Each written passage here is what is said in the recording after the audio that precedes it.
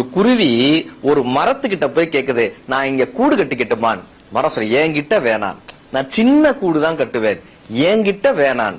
இல்ல நான் ரொம்ப வெயிட் எல்லாம் கிடையாது, நான் சின்னதா ஒரு கூடு கட்டி, என்கிட்ட நீ கூடு கட்டாத, வேற ஏதாவது ஒரு மரத்தை போய் பாரு, என்கிட்ட வேணான்னு அந்த மரம் சொல்லுது. இப்ப இந்த குருவி ரொம்ப வருத்தத்தோட இன்னொரு மரத்துல போய் கூடு கட்டுது.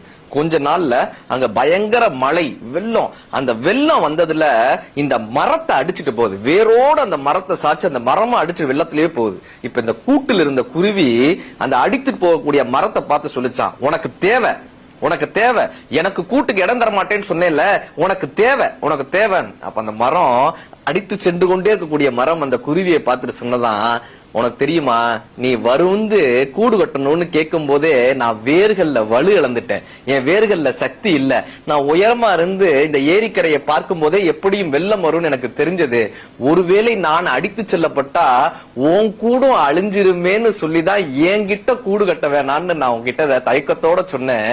உனக்கு வேணான்னு சொல்றதுக்காக இல்ல, நான் வலுவிழந்துட்டேன்ற காரணத்தினாலும் என்னால் நீ அழிந்து விடக்கூடாதுன்ற காரணத்தினாலும் தான் நான் வேணான்னு சொன்னேன்னு அந்த மரம் சொன்னாங்க. என்னைக்குமே ஒரு பிரச்சனை வரும்போது அடுத்தவர்கள் பக்கம் இருக்கக்கூடிய நியாயங்களை புரிந்து கொள்ள முயற்சி செய்யுங்கள்.